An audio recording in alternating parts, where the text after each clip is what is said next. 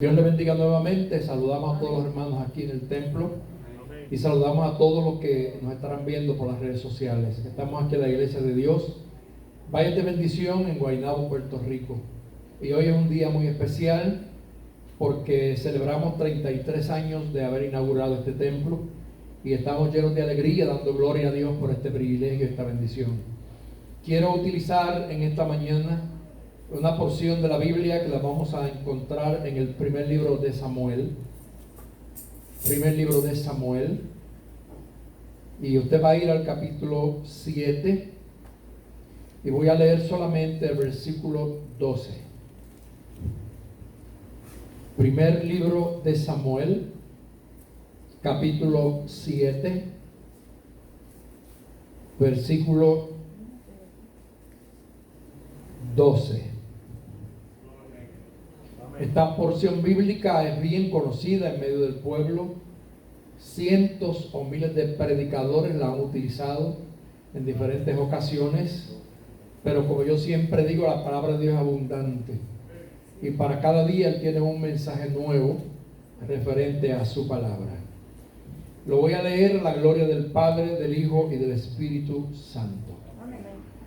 Tomó luego Samuel una piedra y la puso entre Mizpa y Sen, y le puso por nombre Ebenezer, diciendo: hasta aquí nos ayudó Jehová. Suelte la Biblia, así de pie, mire al que esté a su lado y déle la mano ahora y dígale: Ebenezer. Ebenezer. Dígaselo sin temor: Ebenezer Maritza. Ebenezer Catín. Ebenezer hermana Gojito. Ebenezer Edgardo. Ebenezer Jorge. Ebenezer. Hasta aquí nos ayudó Jehová. Damos gloria a Dios. Hasta aquí nos ayudó Jehová. Puede sentarse y seguimos honrando y bendiciendo el nombre del Señor. Ese es el tema en la mañana de hoy, Ebenezer. Ebenezer es el nombre de un lugar que hoy se desconoce exactamente dónde se encontraba ubicado. Se cree que estaba frente a Afec, al norte de los territorios que dominaban los filisteos. Pero lo importante de este lugar no es dónde estaba, sino las cosas que sucedieron allí. Y hay dos eventos históricos que marcan la importancia de este lugar llamado Ebenezer.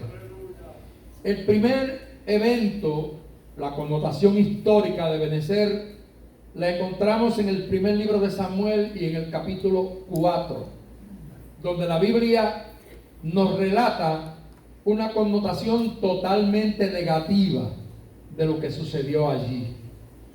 En ese primer Ebenezer, Israel libra una guerra contra los filisteos, pero tristemente no solamente fueron derrotados porque perdieron la guerra allí en Ebenezer, sino que además de ser derrotados, fueron despojados del arca de Jehová, aquella caja de madera de acacia que tenía dentro tantas cosas importantes para el pueblo y que simbolizaba la presencia física del Dios que guiaba a Israel. Dentro de aquella caja llamada el arca se encontraba la vara de Aarón que rebeldeció, se encontraba maná, allí se encontraba la ley. Allí estaba aquello guardado en memoria de los momentos gloriosos que había vivido el pueblo de Israel. Cada vez que Israel salía a una batalla, se aseguraban de que Dios estuviera al frente de ellos. Y usted sabe que como el hombre, como es hombre, muchas veces necesita ver, ellos se sentían fortalecidos y seguros cada vez que miraban que el arca estaba de frente a ellos. como que ellos sentían que era una garantía visible de la presencia de Dios. Pero quiero enumerar algunas cosas muy importantes por las cuales el arca de Jehová se le quita a Israel. El segundo evento es un evento positivo, pero quiero hacer una relación entre el primero y el segundo, porque para el tiempo de este primer evento tan negativo, quien estaba al frente de Israel, quien era el sacerdote, era Elí. Y Elí era un hombre que había deshonrado a Dios, no porque fuera un hombre pecador, sino porque era un hombre tolerante del pecado, que es muy distinto. O sea, la Biblia no me dice a mí que Elí estaba cometiendo unos pecados de moral y que estaba haciendo esto o lo otro. Pero sí la Biblia resalta un detalle, era que los hijos de Elí, que también eran sacerdotes, pecaban, fornicaban, adulteraban, no respetaban la ofrenda de Dios, y Elí los toleraba, guardaba el silencio. Y esto para mí como padre siempre fue una lección. O sea, tú y yo como hombres y mujeres de Dios en nuestra casa, Dios nos ha dado la responsabilidad de mantener un culto santo, un culto puro, un culto separado para Él. Y cualquier cosa que nosotros le demos entrada a nuestra casa, que esté ligada al pecado y seamos tolerantes al pecado, tendremos entonces que enfrentar las consecuencias que nos van a venir por causa de nuestra negligencia. En este momento en que Israel se encuentra frente a los filisteos, ellos van confiados como siempre. ¿Por qué? Porque Dios siempre peleaba las batallas de Israel. Ahora, la relación de Dios con el hombre y del hombre con Dios no debe ser una relación que tenga su base en la costumbre o en la rutina. Porque cuando llegamos a esa conclusión, podemos cometer el pecado y el error que ha cometido Israel en ese acto. O sea, el hecho de que Dios sacara la cara por ellos en diferentes ocasiones no significaba que todo el tiempo Dios estaba obligado a seguir dándole victoria ni sacando la cara con ellos. ¿Por qué? Porque yo prediqué hace 2 semanas atrás acerca de las promesas de Dios y le dije que hay unas promesas que son incondicionales, pero que hay otras que son condicionales. O sea, si yo vivo una vida de fidelidad y de rectitud ante Dios, pues entonces yo tengo derecho de reclamarle a Dios su presencia. Pero si yo vivo una vida descuidado y de espalda a Dios, cuando el mal me llegue, no tengo derecho de decirle por qué a mí, porque es que yo me lo busqué. Es que yo me lo busqué. Es como pasa al niño que el padre lo está criando y el muchacho es muy buena gente, pues el papá no lo castiga.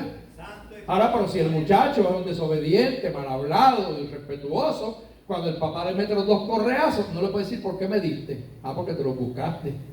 Pero ¿cuántas veces Israel se buscó la mano de Dios? Se buscó el castigo de Dios. En este primer Ebenezer fueron derrotados ante los filisteos, son despojados del arca de Dios. Y usted, si ha leído esta historia, hay cosas bien tremendas, hay que detallar. Porque Elí, la Biblia nos dice en la historia que ya estaba viejo. Y Elí era bien comelón. Porque la Biblia dice que era bien gordo. Sí, la misma Biblia dice eso. Pesaba mucho. Estaba viejo. Y cuando se fueron a guerrear el pueblo, él se quedó porque ya no podía salir. Pero sus hijos se fueron para la guerra porque era el deber de ellos también ir a la guerra. Allá son derrotados y sus hijos mueren. Cuando sus hijos mueren, luego los filisteos se llevan el arca y viene un atalaya y le trae el mensaje a Elí para decirle lo que había sucedido en el campo de batalla. Elí está sentado en una silla esperando las noticias. Y cuando le dicen, tus hijos murieron, él se quedó tranquilo. Posiblemente Elí ya estaba resignado y tal vez ya sabía que lo que tú siembras, eso cosechas. Así es que como sus hijos eran pecadores, pues posiblemente él se resignó y dijo, se lo ganaron. Pero cuando viene la segunda noticia y el atalaya le dice que también el arca de Jehová fue tomada por los filisteos, la noticia estremeció tanto al viejo Elí que la Biblia dice que cayó de espalda y se desnucó y murió en aquel momento. Y la nuera, que era esposa de uno de los hijos, estaba por dar a luz y en el momento le sobrevinieron dolores de parto y cuando paría decía Icabod, que significa traspasada ha sido la gloria de Israel. O sea, ellos entendieron a través de la muerte de la nuera y de la muerte, porque la nuera también muere, de la muerte de la nuera y de la muerte de Elí, ahora se dan cuenta por el Icabod que quedaba vivo, que sería todo el tiempo como un recordatorio de que la presencia que había acompañado a Dios, que había acompañado a Israel durante todas las batallas anteriores, le había sido quitada, le había sido traspasada. ¿Por qué? Por causa del pecado. Mis queridos hermanos, ¿cuánta gente hay hoy en día en el pueblo de Dios que están viviendo en el primer Ebenezer? El Ebenezer de vergüenza, el Ebenezer de deshonra, el Ebenezer que sobresalta. Simplemente porque ahí tenemos que tener un detener, pararnos de frente y comenzar a examinar cuál es nuestro servicio a Dios, cuál es nuestra relación con Dios, si estamos montados en el mismo carro de Elí o estamos sentados en la silla de la espera esperando que el juicio de Dios se manifieste, o si estamos dispuestos a cambiar nuestra actitud. Yo creo que el Ebenezer que causó la derrota de Israel debe haber sido luego para Israel una memoranza que nunca debían de olvidar. Mis queridos hermanos, el que camina con Dios, Dios camina con él. El que se mete con Dios, Dios se mete con él. El que le es fiel a Dios, Dios le es fiel a él. El que vive con Dios, Dios pelea las batallas de esa persona. Por lo tanto, no permitas nunca que tu Ebenezer sea un Ebenezer triste, ni que sea un Ebenezer de dolor, ni que sea un Ebenezer de lamentos. ¿Por qué razón? Porque Dios lo que quiere, mis queridos hermanos, es que tú y yo tengamos un Ebenezer glorioso. No un Ebenezer de dolor, ni de muerte, ni de angustia que lamentar. Hermanos, el segundo evento del Ebenezer lo encontramos en el primer libro de Samuel y el capítulo 7. Este segundo evento es totalmente distinto al primero. Pero escuche bien, lo primero que quiero resaltar es que en el primer Ebenezer quien dirigía al pueblo estaba fuera de la comunión con Dios. Y cuando la cabeza de un hogar, o la cabeza de un pueblo, la cabeza de un país está fuera de la comunión y la relación perfecta con Dios, todo irá mal. Por eso estamos como estamos en Puerto Rico. Mire cómo está Puerto Rico. Estamos orando por esto. El sábado en Puerto Rico va a haber una marcha. Yo felicito a todos los que puedan ir. Y todo el que desee vaya. Yo sé que lo que va a pasar, pasará. Pero la iglesia no puede mantenerse muda ante todas las actitudes y decisiones que el gobierno está tomando en nuestro país, tratando de deshonrar la verdad de Dios. Porque comienzan por unas leyes que quieren quitarle los derechos a los padres de dirigir a sus hijos de acuerdo a sus creencias o de acuerdo a la fe que ellos han conocido y de las enseñanzas bíblicas. Pero comienzan por esto. Y si el pueblo de Dios se mantiene callado, mañana se nos meten aquí a los templos y mañana van a querer que nosotros ni cantemos, ni que alabemos, ni que nos reunamos simplemente cuando el gobierno le dé la gana o le dé el permiso.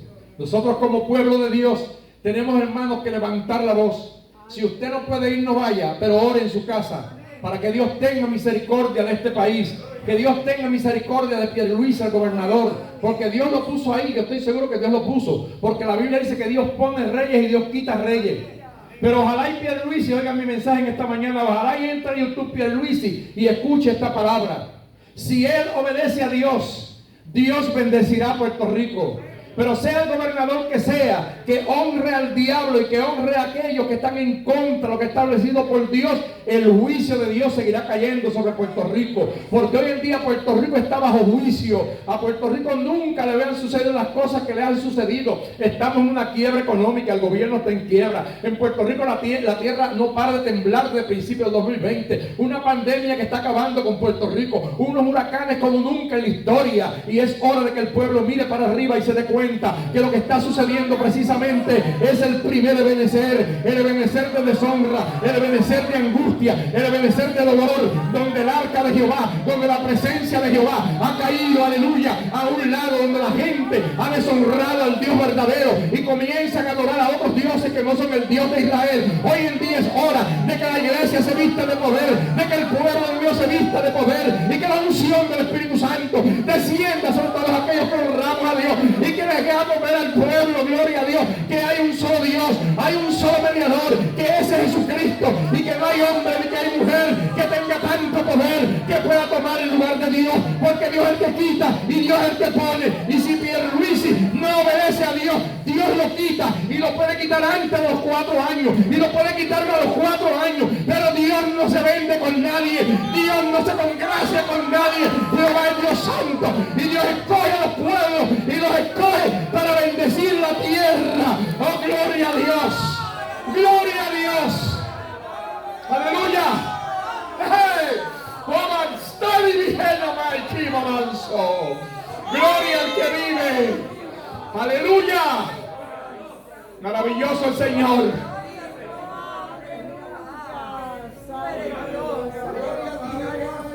La posición que ocupa un líder en la familia, en una iglesia, en un pueblo, en una nación, influye mucho, influencia mucho en la forma en que Dios se manifiesta en ese pueblo, en esa familia o en ese país. Elí, puesto por Dios. Elí, sacerdote de Jehová. Elí, representante entre Dios y el pueblo, se había convertido en un negligente. Había descuidado la parte espiritual, se había engrosado con la grosura de los carneros y permitía que sus hijos se engrosaran con lo mejor de la carne y que metieran el garfio en los santos. Oiga, hay que tener cuidado, el garfio no se mete en los santos es de Dios y los santos solamente lo tocan los santos que Dios ha escogido. Cada hombre y cada mujer, Dios le ha dado un lugar específico y no puede pasarse de ese lugar, porque la Biblia es clara. Y en el año que murió el rey Usías, esto marcó a Isaías. ¿Sabe por qué? Porque el rey Usías, cuando se creyó grande, cuando pensaba que podía hacerlo todo, entró al lugar que no tenía que entrar, a quemar incienso ante Jehová, y se levantó el sacerdote Eleazar y se levantaron con el 80 sacerdotes y le dijeron: Usías, no te toca hacer esto.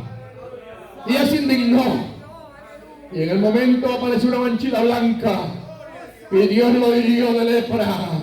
Y Usías tuvo que ser sacado del palacio y llevado a la casa como leproso hasta que murió leproso. Oh, porque Dios todavía hiere de lepra.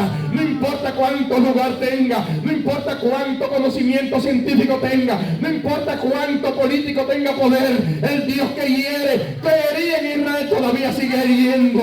Dios sigue hiriendo, Dios sigue matando, Dios sigue quitando, porque Dios es santo. Aleluya. Oh, yo no sé si usted sienta lo que yo siento. Oh, gloria. Oh, gloria. Aleluya. Dios es real y Dios está aquí en esta mañana. Dios es real y Dios está aquí en esta mañana. Y Dios está aquí para decirle a Puerto Rico, y decirle al mundo, y decirle al pueblo, y decirle a los presidentes de las naciones: no hay Dios como Jehová, y no hay quien pelee las peleas ni las batallas como las peleas Jehová, porque esto no es con espada, ni es con ejército, ni es con leyes, es con el Espíritu de Dios. Aleluya. Gloria. Oh, gloria. Santo.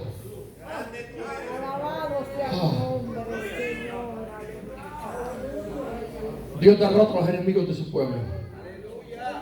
Y el segundo evento, que es el positivo, debe de ser positivo. Han pasado años. Porque escuche bien, los filisteos se llevan el arca. La tuvieron en su poder 7 meses. La llevaron a diferentes ciudades. Mire bien. La llevaron primeramente a Asdod. Y yo me río cada vez que leo esta historia.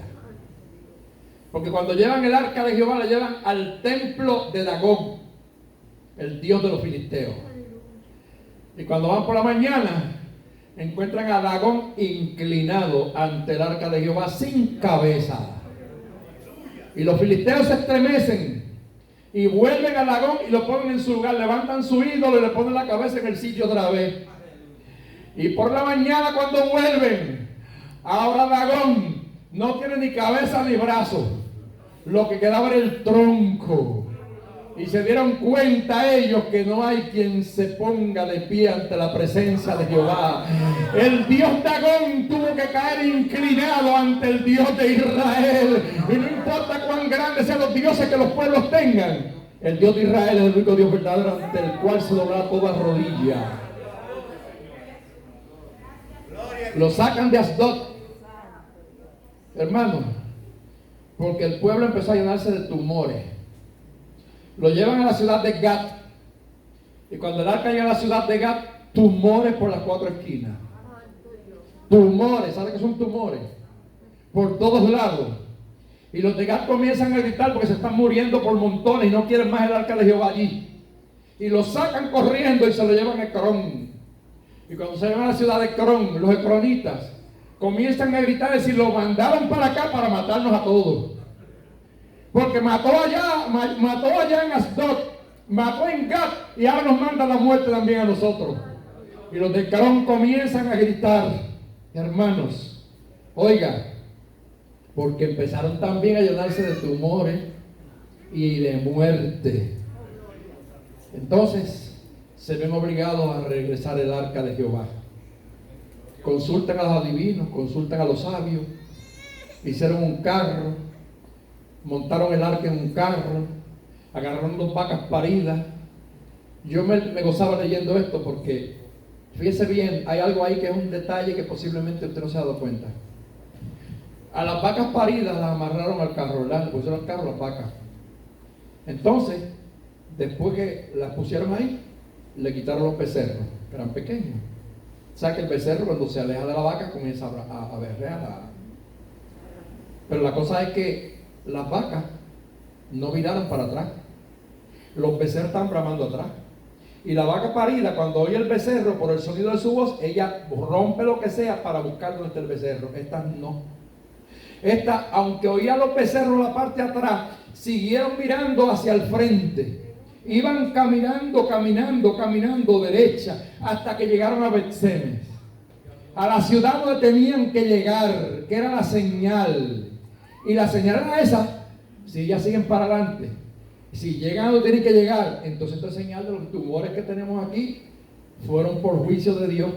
Si no, pues simplemente fue casualidad. No, aquellas vacas eran obedientes. Y aquellas vacas sacrificaron el dolor de oír a sus hijas a sus hijos a la parte de atrás y seguían de frente. ¿Sabe por qué? Porque Jehová pelea las batallas de su pueblo.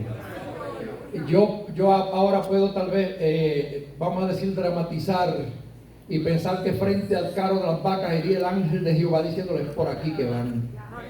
Es por aquí que van. Y el ángel iba al frente y las vacas detrás. Y el ángel al frente y las vacas detrás. Y el ángel al frente y las vacas detrás. Berreando, porque la Biblia dice que iban bramando, porque sentían el dolor de que los hijos se quedaron atrás. Pero ni el dolor de perder sus hijos las hizo mirar para atrás. Era que aquellas vacas eran más obedientes que mucha gente hoy en día. Hay gente que son peor que esas vacas. ¿Sí? Que no obedecen a Dios. Dios los quiere llevar por un camino y siguen pateando y mirando hasta el carro. Y aman más a los hijos. Y aman más al trabajo. Y aman más a quien sea que la verdadera voluntad de Dios. Gloria a Dios. Ojalá en Puerto Rico la gente deje ser vaca ya. Y se conviertan en vacas obedientes. Que honren a Dios y que amen más a Dios que a los becerros. Que amen más a Dios que a los hijos. Y usted entiende lo que entiende. ¿Verdad que lo entiende? Los sabios entenderán y los entendidos entenderán. Eso dice la Biblia. A Dios hay que obedecerlo por encima de todas las circunstancias. Así que fíjese bien.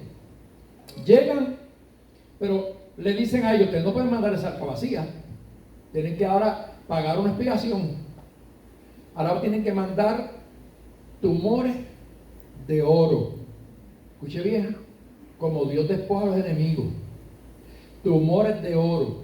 Habían 5 príncipes en las ciudades de Filistea.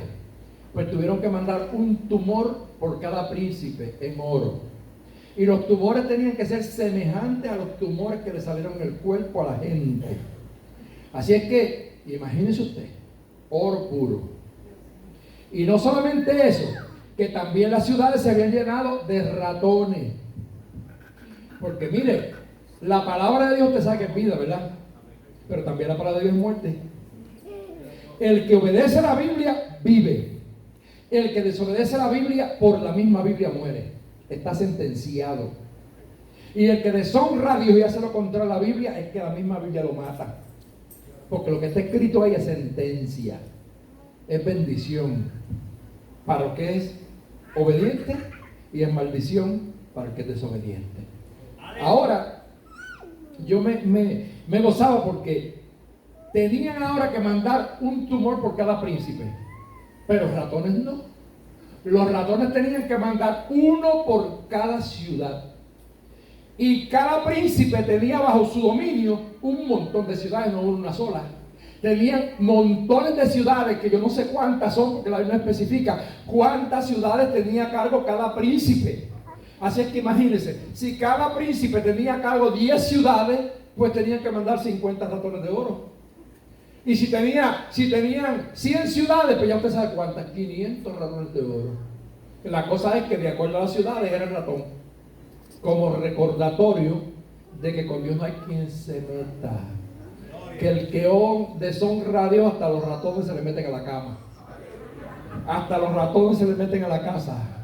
Como le pasó a Egipto, que allá se le metieron las moscas hasta el palacio del rey. Oiga, que es verdad, hay que tener cuidado con los santos. Con los santos no se juega. Hay gente que se pone a jugar con las cosas santas de Dios y no saben el lío que se mete. Porque cuando uno se da el valor a los santos, oiga, eso que es de bendición para otros puede ser ratones para ti. Eso que puede ser gloria para otros puede ser tumores para ti. Así que es necesario honrar a Dios en obediencia a su palabra. Envían y las vacas llegan a Bet-Sames y allí llevan la casa, el arca de Jehová, mis queridos hermanos, y lo ponen en la casa de un hombre. Y cuando lo ponen en la casa de ese hombre, ¿qué sucede? Que miran dentro del arca y eso estaba prohibido. Y la ira de Dios se encendió, ahora no con los filisteos.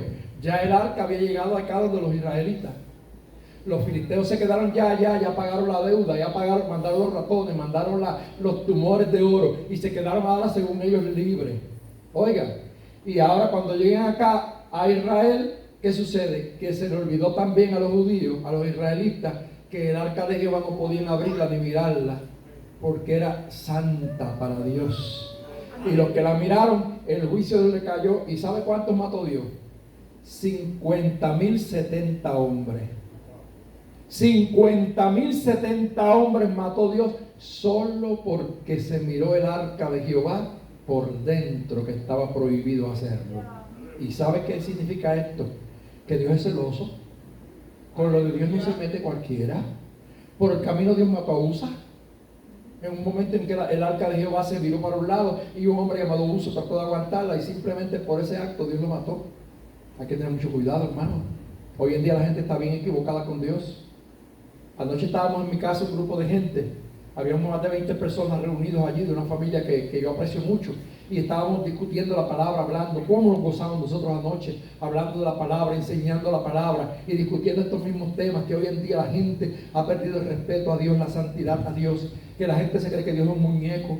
La gente va a los templos como si fueran para un teatro. La gente va a los templos como si fueran para un cine. La gente va a la iglesia como si fueran para un mercado. No, no, no. Es necesario saber que a Dios hay que respetarlo, que a Dios hay que honrarlo y que hay que tener mucho cuidado, porque hay mucha gente que profana el nombre de Dios porque miran el arca de Jehová sin estar vestidos de arrepentimiento. Entonces, el arca de Jehová se convierte en bendición, pero se le convierte en castigo.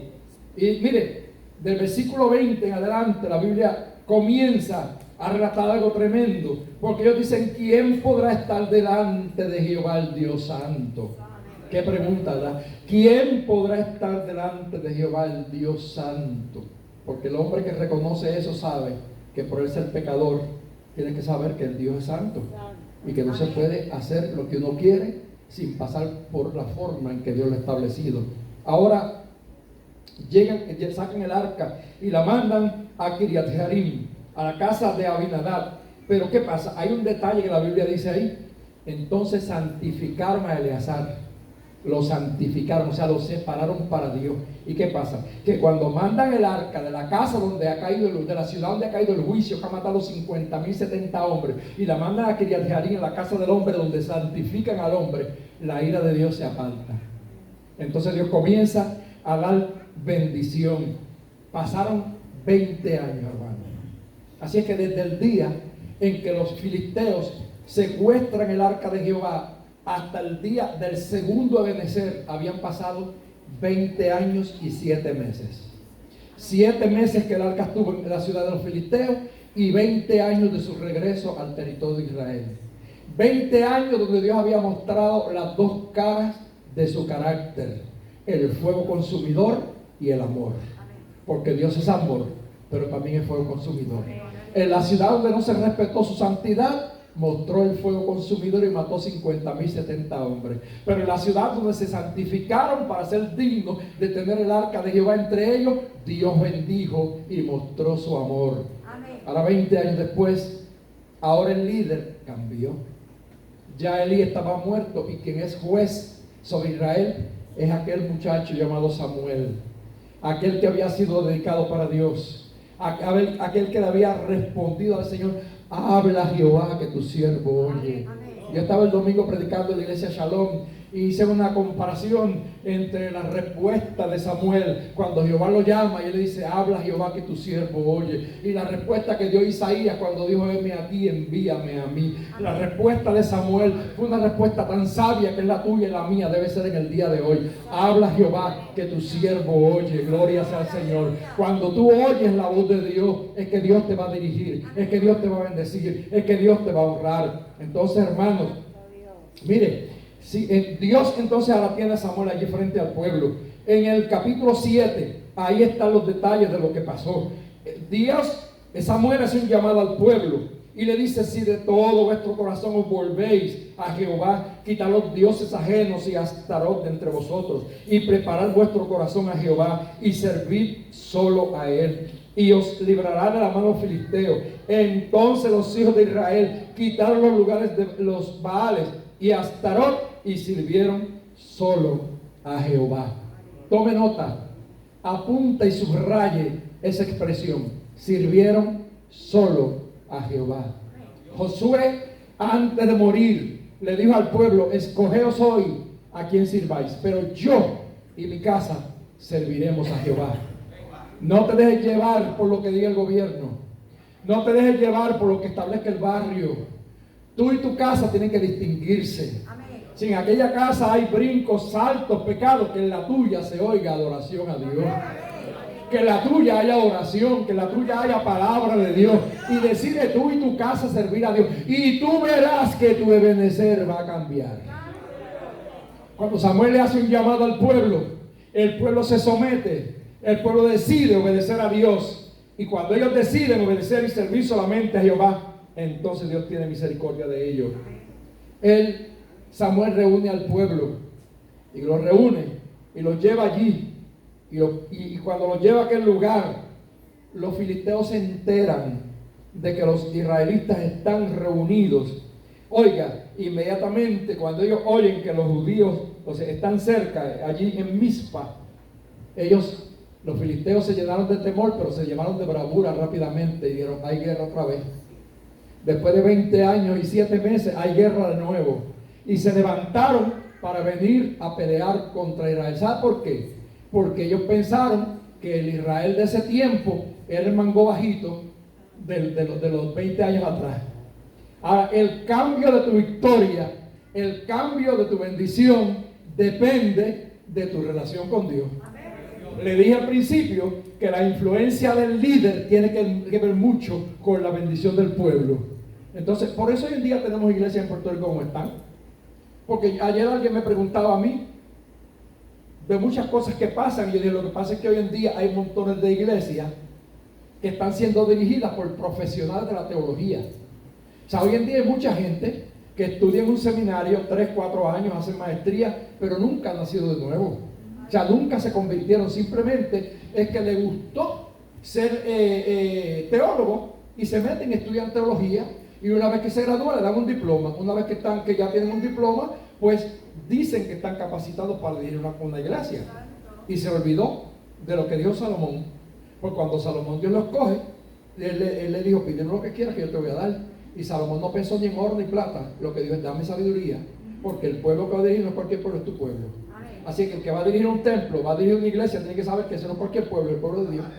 Y por lo tanto tiene que pedirle dirección a Dios y depender directamente de Dios.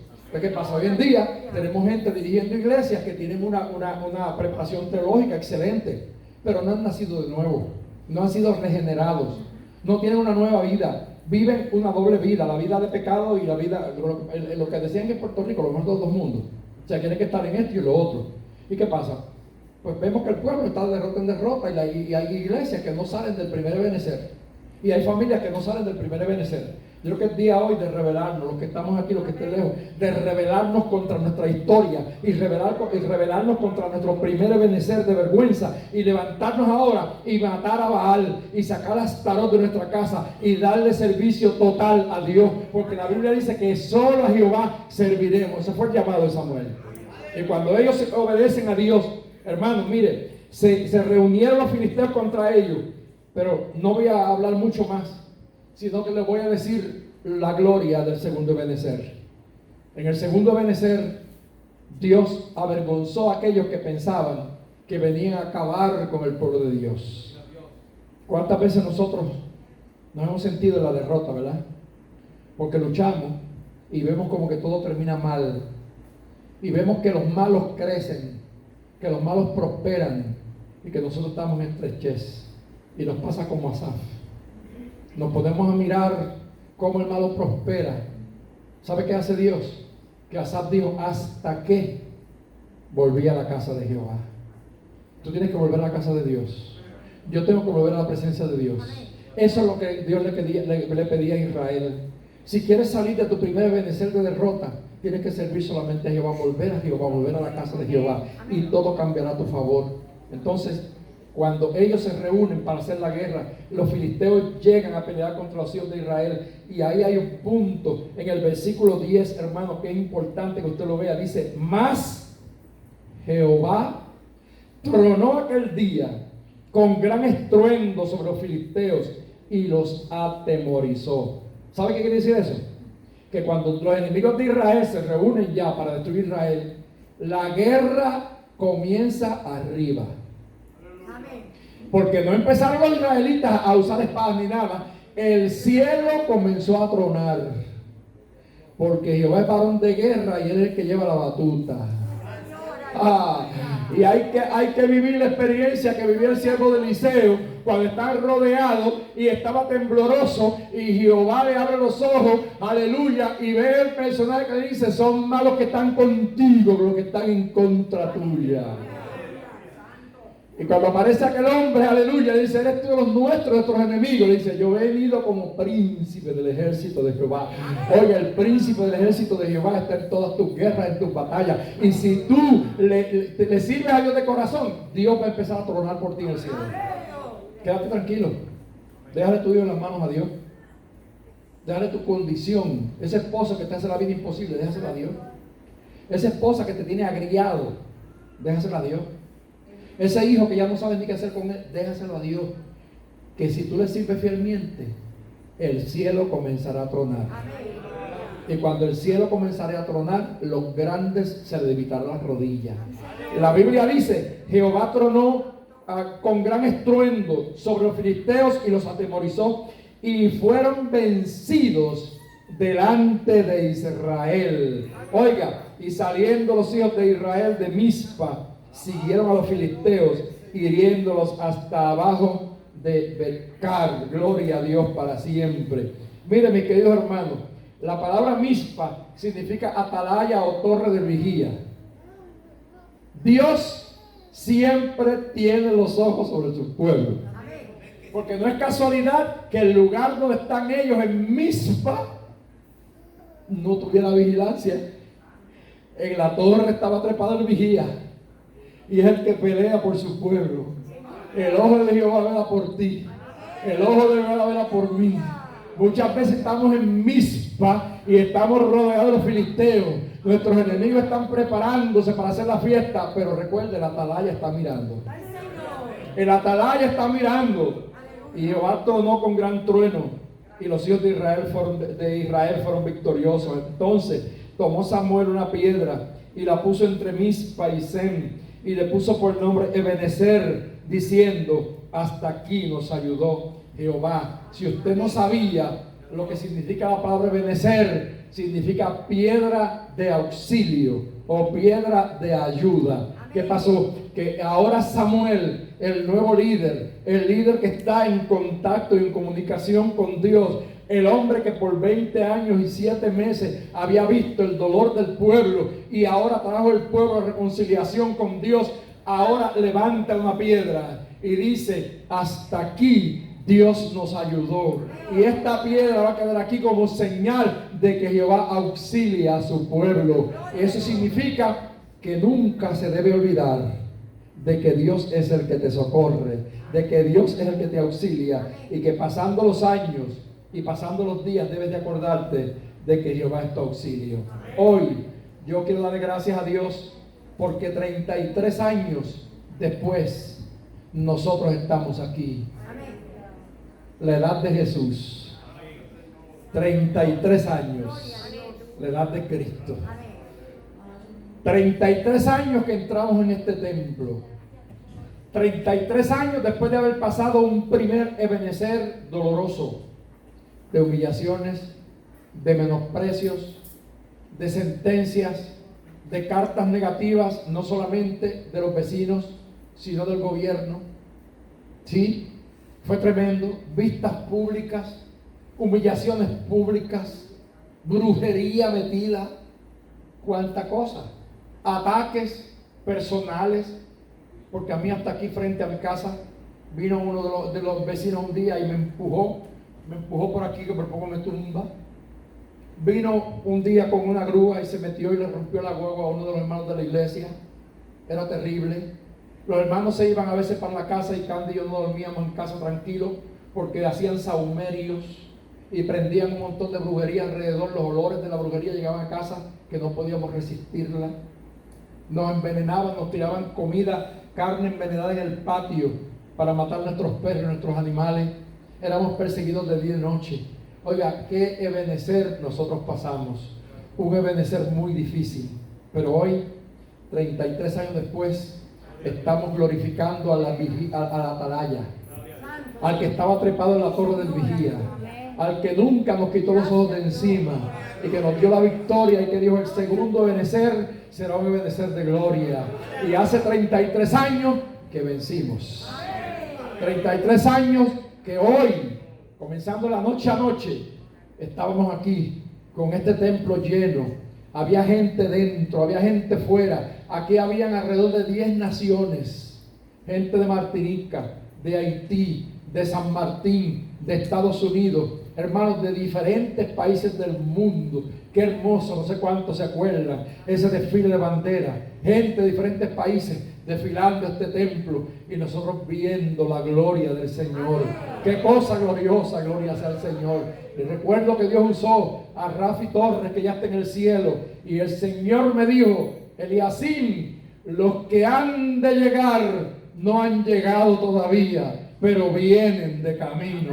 Oiga, Dios pensó en ustedes que están aquí hoy, que no habían llegado, pero ya estaban en la mente de Dios, y que Dios los traía para que celebraran con nosotros este benecer de gloria en el día de hoy. Levante sus manos y dele gloria a Dios y honremos su nombre. Y hoy en tus manos está, si quieres cambiar el benecer de tristeza por un benecer de alegría, el benecer de derrota por un benecer de victoria. Dios te bendiga, Dios te guarde. Adelante en el nombre del Señor Jesucristo. A los hermanos del extranjero, que Dios les bendiga a todos. Cambia tu benecer negativo por un benecer positivo. Amén. Gracias. Incline su rostro, mi querido.